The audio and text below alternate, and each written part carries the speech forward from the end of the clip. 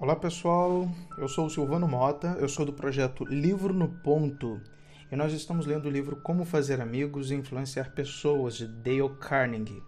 É um comprometimento nesse ano de 2021 de que a gente vai postar, eu vou ser assíduo pelo menos uma vez por semana, um episódio novo. Nós estamos no 6º episódio e estamos lendo aqui o primeiro capítulo. Hoje a gente termina esse primeiro capítulo, né? Então, agradecer a todas as pessoas que têm acompanhado os episódios. Se você não segue essa página, fique à vontade para seguir e também indicar para alguém que tem interesse nesse livro, tá ok? A gente está lendo o capítulo Se quer tirar mel, não espante a colmeia, né? No episódio 6, a gente começou esse capítulo e agora a gente vai terminar ele, tá bom? E a leitura de hoje começa da seguinte forma. Na manhã de um sábado, 15 de abril de 1865, agonizava Abraham Lincoln num quarto da modesta casa de cômodos que ficava em frente ao Teatro Ford, onde John Wilkes Booth o alvejara.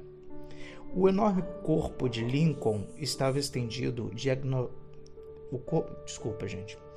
O enorme corpo de Lincoln estava estendido diagonalmente em uma desconjuntada cama muito pequena para ele, uma reprodução barata do famoso quadro de Rosa Bower, The Horse Fair. Estava à cabeceira da cama e a pálida chama amarela do bico de gás iluminava veladamente o ambiente. Quando Lincoln agonizava, disse o Sr. Stanton, ministro da Guerra: aqui está o mais perfeito governante que o mundo já viu.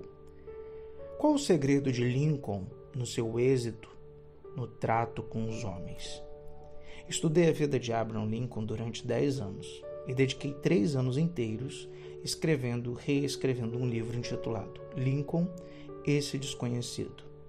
Creio ser este o mais detalhado e exaustivo estudo sobre a personalidade de Lincoln e sua vida no lar que um ser humano podia realizar.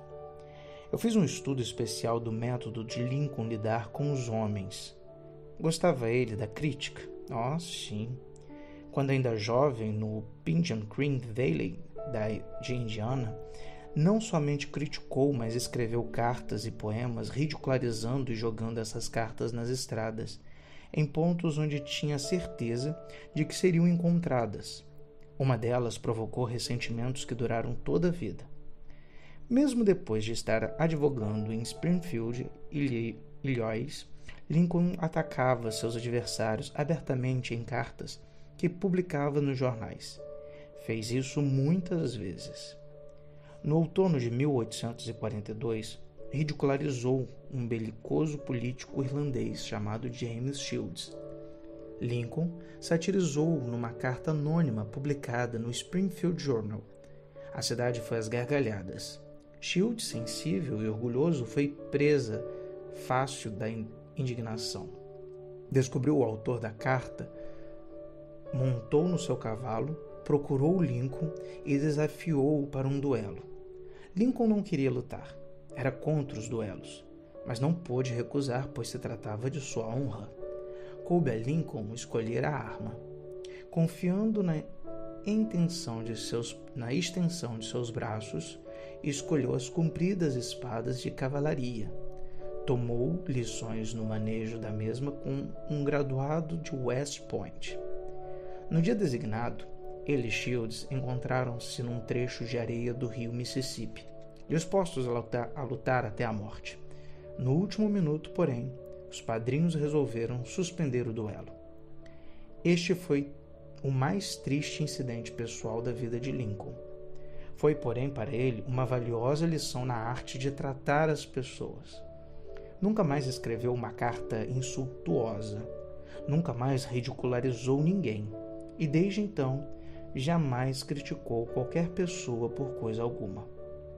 De tempos em tempos, durante a Guerra Civil, Lincoln colocou sucessivamente à testa do exército do Potomac vários generais e todos eles, McClellan, Pope, Burnside, Hooker, Meade, erraram tragicamente levando Lincoln a andar de um lado para outro em desespero.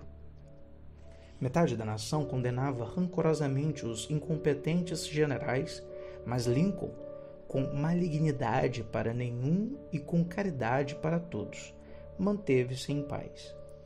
Uma das máximas que sempre repetia era: não julgueis se não quiserdes ser julgados. E quando a senhora Lincoln e outros falavam asperamente dos sulistas, Lincoln replicava: não os critiquem, são eles exatamente o que nós seríamos sob idênticas condições. Contudo, se algum homem teve oportunidade para criticar, certamente este homem foi Lincoln. Tomemos apenas um exemplo. A Batalha de Gettysburg foi travada durante os 3 primeiros dias de julho de 1863. Durante a noite de 4 de julho, Lee começou a retirar-se para o sul, enquanto tempestades de chuva inundavam todo o país. Quando Lee, com seu exército vencido, chegou ao Potomac, deparou com um rio transbordante, impossível de ser transposto, e o exército vitorioso da União à retaguarda. Lee caíra numa armadilha. Não podia escapar.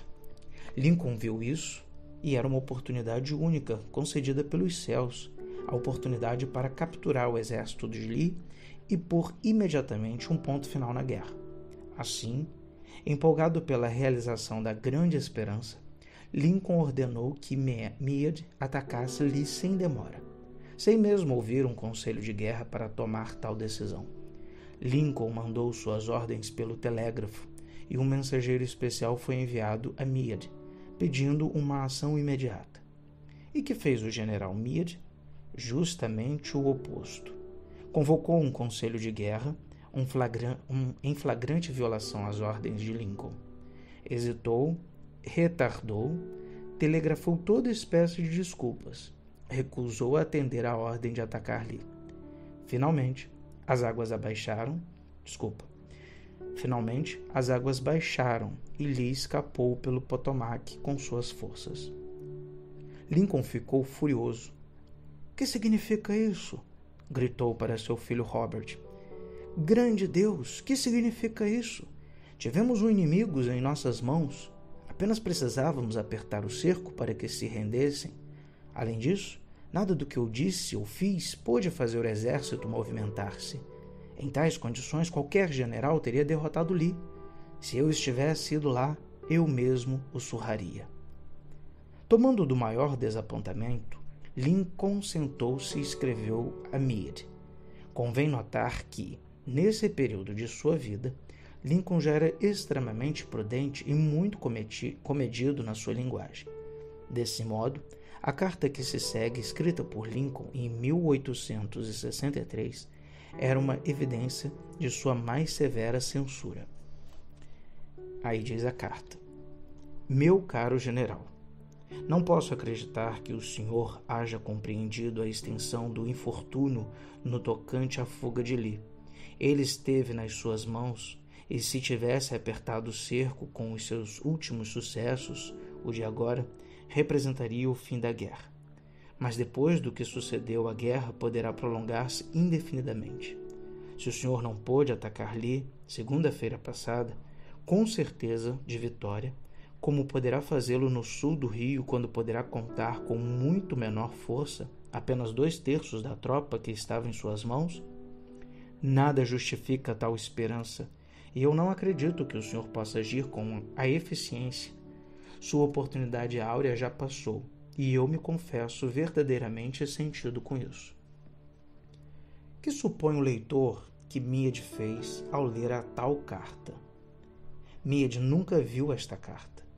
Lincoln nunca a enviou ao seu destinatário. Ela foi encontrada entre os papéis de Lincoln depois de sua morte.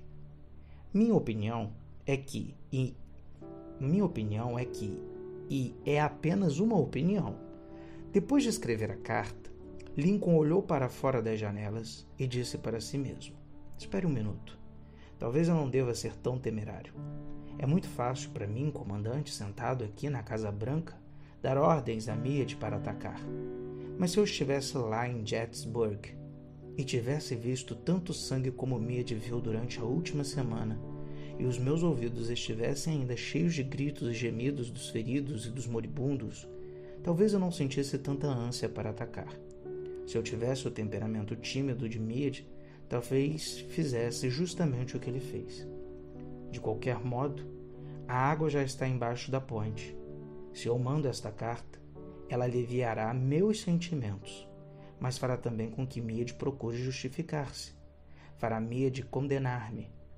A carta provocará ressentimentos incompatíveis com a sua qualidade de comandante e poderá forçá-lo a renunciar ao seu posto no exército.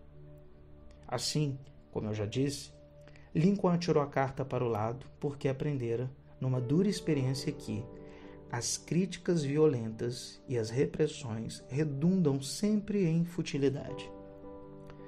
Theodore Roosevelt disse que quando, como presidente, se defrontava com certos problemas complexos, costumava virar-se para trás e olhar para um grande retrato de Lincoln, que ficava atrás da cadeira presidencial na Casa Branca, e perguntar a si mesmo: que faria Lincoln se estivesse em meu lugar?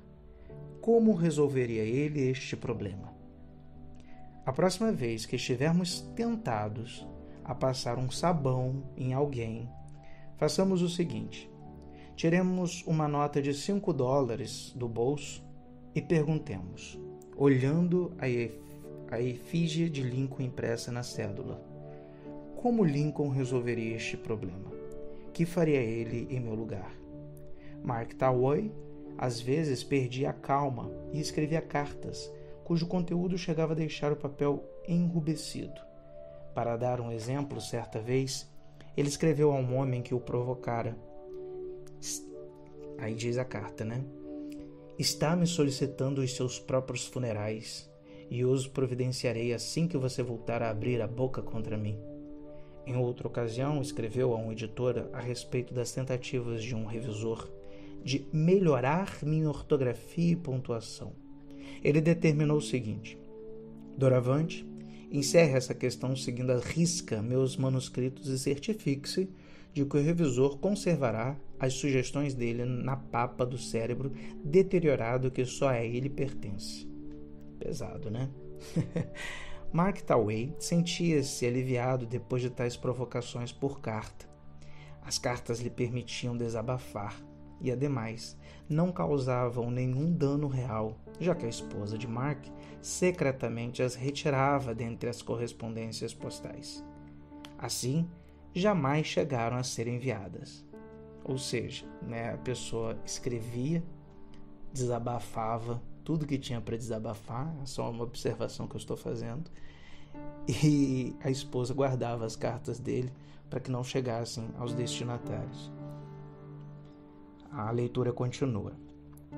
Você conhece alguém a quem deseja modificar, aconselhar e melhorar? Excelente! Isso é muito bom. Estou inteiramente a favor. Mas por que não começar por si mesmo? De um ponto de vista eminentemente egoísta, é muito mais proveitoso do que experimentar melhorar os outros. Sim, e um pouco menos perigoso. Não se queixe da neve no telhado da casa do seu vizinho, quando a soleira da sua porta não está limpa. Olha aí, eu vou repetir para que a gente tenha isso bem em mente, hein? Não se queixe da neve no telhado da casa do seu vizinho, quando a soleira da sua porta não está limpa. Disse Confúcio. Quando eu ainda era um jovem, procurava vivamente impressionar as pessoas, escrevi uma carta idiota a Richard Harding Davis, um autor que se destacava então no horizonte literário dos Estados Unidos. Estava preparando um artigo de revista sobre escritores e pedi a Davis que me dissesse algo sobre o seu método de trabalho. Algumas semanas antes, havia recebido uma carta de alguém com a seguinte nota ao pé da folha: ditada, mas não lida. Isso me causou profunda impressão. Pareceu-me que o escritor devia ser muito grande, muito ocupado e muito importante. e como eu desejava ardentemente causar qualquer impressão a Richard Harding Davis, terminei minha pequena carta com as palavras: ditada, mas não lida. Harding não se deu o trabalho de responder a minha carta. Devolveu-me simplesmente com as seguintes palavras escritas de um lado a outro do papel, na parte inferior: sua falta de educação é suplantada pela sua falta de educação. Na verdade, eu estava errado e talvez merecesse sua observação. Mas, ser humano, ressenti-me com a resposta. Senti tanto ao ler a notícia da morte de Richard Harding Davis, 10 anos mais tarde. O único pensamento que me veio à mente, envergonho-me até de confessá-lo, foi a ofensa que ele me fizera com sua observação. Se você e eu quisermos evitar amanhã um ressentimento que poderá prolongar-se por décadas e durar até a morte, sejamos indulgentes e não critiquemos, pois assunto nenhum justifica a crítica. Quando tratarmos com pessoas, lembremos-nos sempre de que não estamos tratando com criaturas de lógica, estamos tratando com criaturas emotivas, criaturas suscetíveis às observações norteadas pelo orgulho e pela vaidade.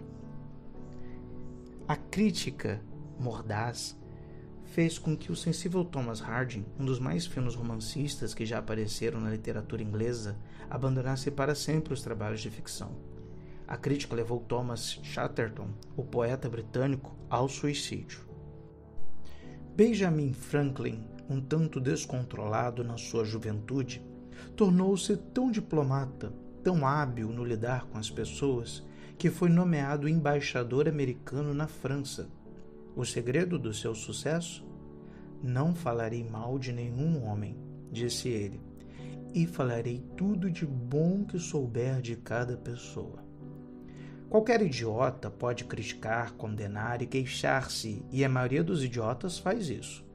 Mas é preciso ter caráter e autocontrole para ser complacente e saber perdoar. Um grande homem demonstra sua grandeza, na opinião de Carlyle, pelo modo como trata os pequenos. Bob Hoover, famoso piloto de testes, bastante solicitado para realizar acrobacias aéreas, depois de uma destas demonstrações em San Diego, estava voltando a casa em Los Angeles, a 300 pés de altura, como descreveu a revista especializada Flight Operations. Ambos os motores da aeronave repentinamente pararam. Através de uma hábil manobra, ele conseguiu aterrissar e, embora ninguém se tenha ferido, o avião ficou bastante danificado. Após proceder à aterrissagem de emergência, a primeira providência de Hoover foi examinar o tanque do avião. Tal como suspeitara, o aparelho da Segunda Guerra Mundial tinha sido abastecido com combustível de jato, não com gasolina. Voltando ao aeroporto, pediu para ver o mecânico que tinha abastecido o avião. O rapaz mostrou-se profundamente abalado com o erro que havia cometido. Quando Hoover aproximou-se dele, lágrimas escorriam-lhe pelas faces. Acabara de causar a perda de um avião extremamente dispendioso e por pouco não causou a perda de 3 vidas. Era de se imaginar a fúria de Hoover. As palavras cruéis que esse piloto, meticuloso e orgulhoso de si, desfecharia contra o rapaz. Mas Hoover não repreendeu o mecânico. Ao contrário, abraçou-o e disse: para lhe provar que tenho certeza de que jamais voltará a fazer o que fez, quero que você amanhã abasteça o meu F-51. Comumente, os pais se veem tentados a criticar seus filhos. Talvez o leitor espere que eu diga, não façam, mas direi simplesmente, antes de criticá-los, leiam um dos clássicos do jornalismo norte-americano, Father Forgets. O pai perdoa. Forgets. Perdão, gente. O texto apareceu a primeira vez como editorial no People Home Journal. Vamos reproduzi-lo aqui com a permissão do autor, tal como foi condensado pela Reader's Digest. Jazest. O Pai Perdoa é um daqueles escritos que, criados no momento de autêntico sentimento, toca a sensibilidade de alguns leitores e continua a repercutir dentro deles, a ponto de se tornar uma leitura favorita. Desde sua aparição, segundo o autor W. Livingstone Learned, foi reproduzido em centenas de revistas, publicações empresariais e jornais de todo o país. Foi publicado em vários idiomas, quase que na mesma proporção. Autorizei sua divulgação a milhares de pessoas que desejavam lê-lo em escolas, igrejas e conferências. Este, no ar, em incontáveis oportunidades e programas, curiosamente também foi utilizado por periódicos universitários, além de revistas colegiais. Por vezes, um pequeno artigo misteriosamente parece ligar as pessoas. E este, sem dúvida, o conseguiu. Então eu vou ler aqui agora, e para terminar, né, gente? O áudio está um pouquinho longo, mas termina agora com a leitura desse artigo que saiu no jornal e na Reader's Digest, que é uma publicação respeitosa no mundo inteiro. E peço perdão também caso eu pronuncie alguma palavra erroneamente, né? Estou tentando dar o meu melhor aqui para vocês. O artigo diz o seguinte: O Pai Perdoa, W. Livingstone Learned. Escute, filho, enquanto falo isto, você está deitado, dormindo, uma mãozinha enfiada debaixo do seu rosto, os caixinhos louros molhados de suor grudados na fronte. Entrei sozinho e sorrateiramente no seu quarto. Há poucos minutos, enquanto eu estava sentado lendo meu jornal na biblioteca, fui assaltado por uma onda sufocante de remorso e, sentindo-me culpado, vim para ficar ao lado de sua cama. Andei pensando em algumas coisas, filho. Tenho sido intransigente com você. Na hora em que se trocava para ir à escola, ralhei com você por não enxugar direito o rosto com a toalha. Chamei-lhe a atenção por não ter limpado os sapatos. Gritei furioso com você por ter atirado alguns de seus pertences no chão. Durante o café da manhã, também impliquei com algumas coisas. Você derramou o café fora da xícara, não mastigou a comida, pôs o cotovelo sobre a mesa, passou manteiga demais no pão. E quando começou a brincar e eu estava saindo para pegar o trem, você se virou, abanou a mão e disse: "Tchau, papai." E franzindo o senho, em resposta lhe disse: "Endireite esses ombros." De tardezinha tudo recomeçou. Voltei e quando cheguei perto de casa, vi-o ajoelhado jogando bolinha de gude. Suas meias estavam rasgadas. Humilhei-o diante de seus amiguinhos, fazendo-o entrar na minha frente. As meias são caras. Se você as comprasse, tomaria mais cuidado com elas. Imagine isso, filho, dito por um pai. Mais tarde, quando eu lia na biblioteca, lembra-se de como me procurou timidamente uma espécie de mágoa impressa nos seus olhos? Quando afastei meu olhar do jornal, irritado com a interrupção, você parou à porta. "O que você quer?" Perguntei implacável. Você não disse nada, mas sorriu correndo no ímpeto na minha direção, passou os braços em torno do meu pescoço e me beijou. Seus braços foram se apertando com uma afeição pura que Deus fazia crescer em seu coração e que nenhuma indiferença conseguiria extirpar. A seguir, retirou-se, subindo, correndo os degraus da escada. Bem, meu filho, não passou muito tempo e meus dedos se afrouxaram. O jornal escorregou por entre eles e um medo terrível e nauseante tomou conta de mim. O que o hábito estava fazendo de mim? O hábito de ficar achando erros, de fazer reprimendas. Era dessa maneira que eu o via recompensando por ser uma criança. Não que não o amasse. O fato é que eu esperava demais da sua juventude. Eu o avaliava pelos padrões da minha própria vida. E havia tanto de bom, de belo e de verdadeiro no seu caráter. Seu coraçãozinho era tão grande quanto o sol que subia por detrás das colinas. e isto eu percebi pelo seu gesto espontâneo de correr e dar-me um beijo de boa noite. Nada mais importa nesta noite, filho. Entrei na penumbra do seu quarto e ajoelhei-me ao lado de sua cama. Envergonhado, é uma expiação inútil. Sei que, se você estivesse acordado, não compreenderia essas coisas. Mas amanhã, eu serei um papai de verdade.